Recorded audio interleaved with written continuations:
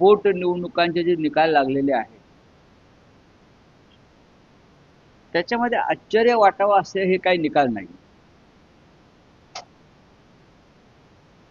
बिहारमधली जी जागा आहे कोणती, बांकीपूर, जी भाजपचे राष्ट्रीय अध्यक्ष नितीन नवीन आणि त्यांचे वडील हे 1995 सालापासून ती जागा जिंकत आहेत आणि हा भाजपचा गड असलेली जागा भाजपनं प्रशांत किशोर यांच्याकडून गमावली. या जागेबाबत भाजपला किती आत्मविश्वास असावा. तर भाजपचे नेते रविशंकर प्रसाद काय म्हणाले प्रचाराच्या दरम्यान की बांकीपूरला कुत्ता बिल्ली, कुत्रा आणि मांजर जरी भाजपनं उभं केलं म्हणजे पहा किती मतदारांना गृहीत धरतात. कुत्रा आणि मांजराला जर उभं केलं तरी लोक कुत्रा आणि मांजराला मत देतील भाजपच्या. हा अहंकार लोकांनी मोडून काढला.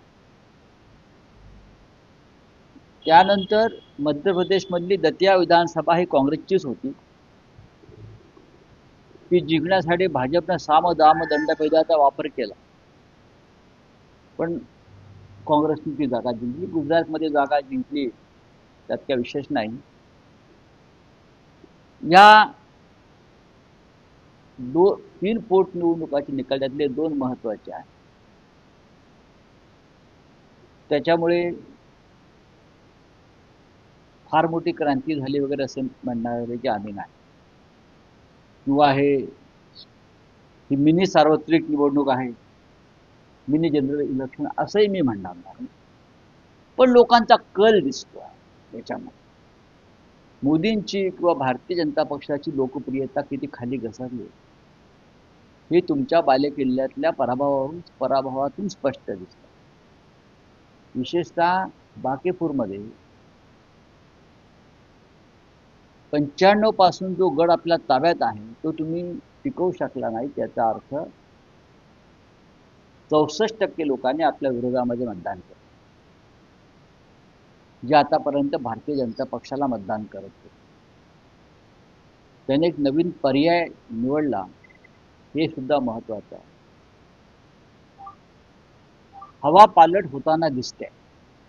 तामिळनाडूमध्ये हेच झालंय ना. तामिळनाडूमध्ये डीएमके किंवा AIADMK पेक्षा एका वेगळ्या पक्षाच्या मागे लोक गेले. आता प्रशांत किशोर हे विधानसभेत पूर्णपणे पराभूत झाले बिहारच्या. त्यांना एकही जागा जिंकता आली नाही. त्याने ह्या जागेवर लक्ष केंद्रित केलं. त्याने उत्तम प्रचार केला.